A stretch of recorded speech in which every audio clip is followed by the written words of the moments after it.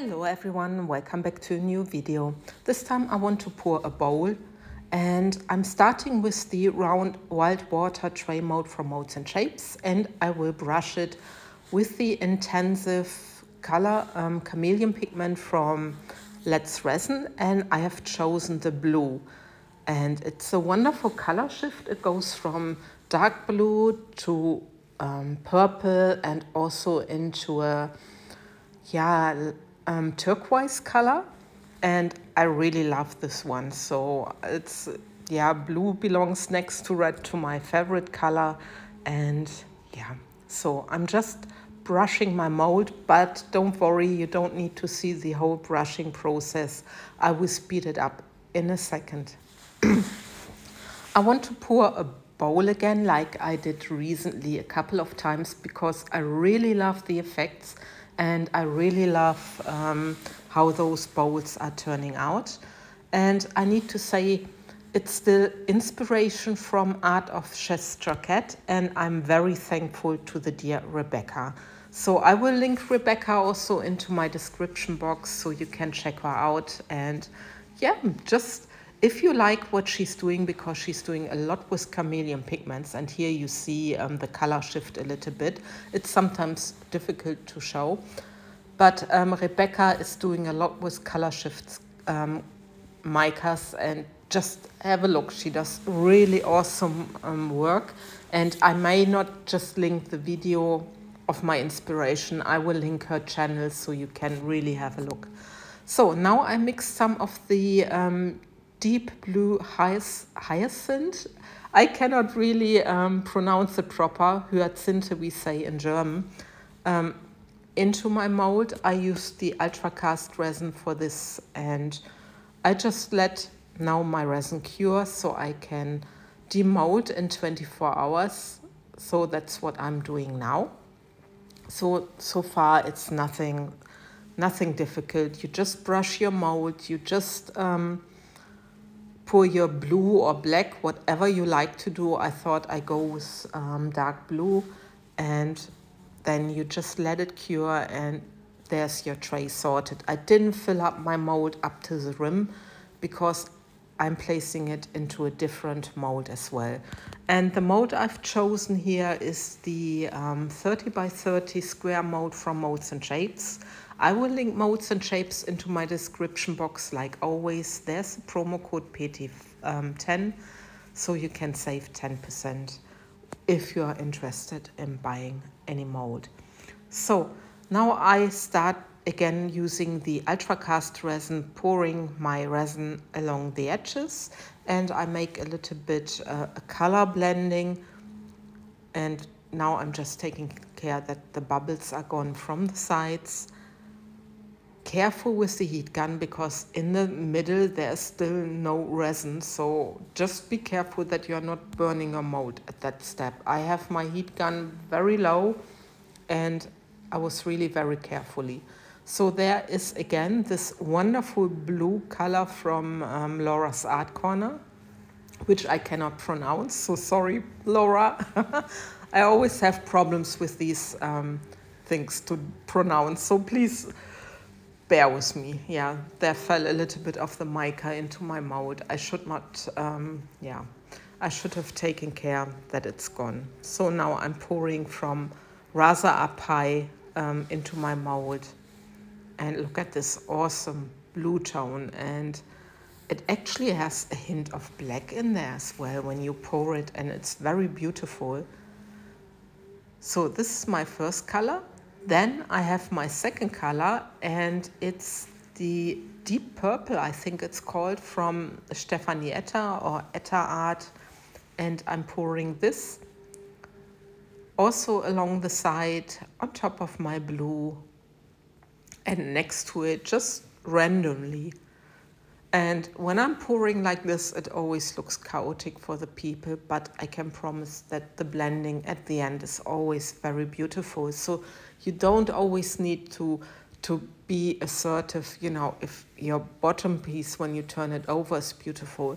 Sometimes also the patterns you are pouring straight away, you know, on your pouring side are very, very beautiful. Yeah. you see there fell again some dust of my mica into my mold, and I'm just taking my tape and I just try to get rid of it. So my third color is actually the, now I need to think about it. Actually just stopped my video and was thinking about the color. It's the Azure, and it's actually one of my favorite colors, because what I love about the micas from Petra, she always has with some colors a hint of gold in there, and it makes them look very, very beautiful. And now my last color, the fourth color, is an interference pearl, and I'm pouring this also on top. And then I just hope for some nice blendings. And you see I'm doing here a little bit of a ziggy-zaggy, because I want the pearl just to be at many sides, at many places. And yeah, I'm just hoping for nice blendings. And now I'm taking my clear resin and I'm pushing everything to the sides, to the rim, and filling up my mold.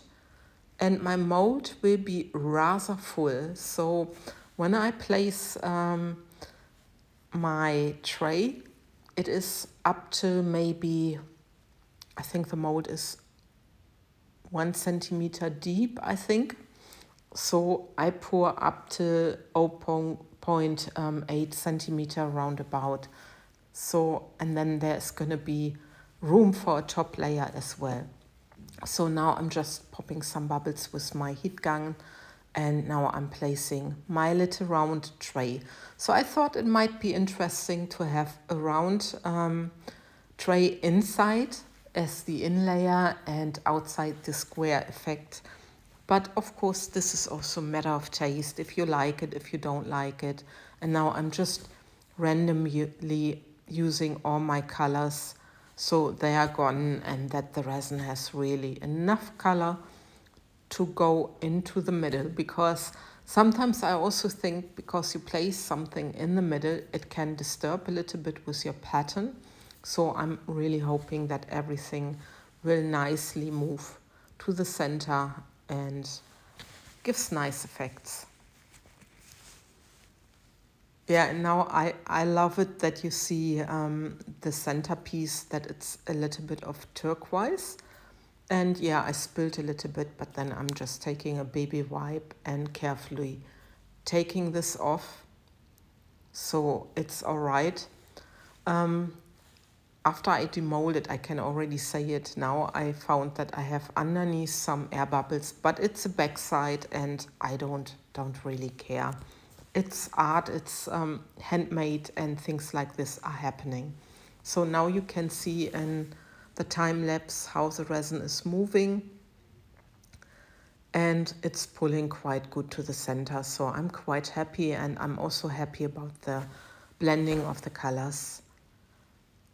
So, and now the next day, and I already had, no, it's 2 days later. Sorry, I had already the top layer on there. I made the top coat. And what I didn't consider, my top coat was not 100% hardened. And I don't know why I demolded like this, because this is not my showing side. But I think I just wanted to show you how it's looking on that side. And there you can see a little bit of the air bubbles. But when I turn it over, I love the blendings, but you will see some fingerprints, because my top layer was not 100% hardened. And when I'm just moving around with the tray, you will see my fingerprints. What I did about it, I used my heat gun, and yeah, I could remove them. So I was very happy. And this is my my tray now formed into a bowl. I use some tape, and I warm up some warm water. I let my tray just rest there, and then it gets softer again, and then you can shape your bowl. But I made a video recently, and also Rebecca made a video about this. So if you're interested, just check this out. And this is now the final result, and I'm very happy with how it turned out. How's the color blending? I have a little bit of a web effect. I have the nice shading inside with the color shift, and yeah, I really like it a lot.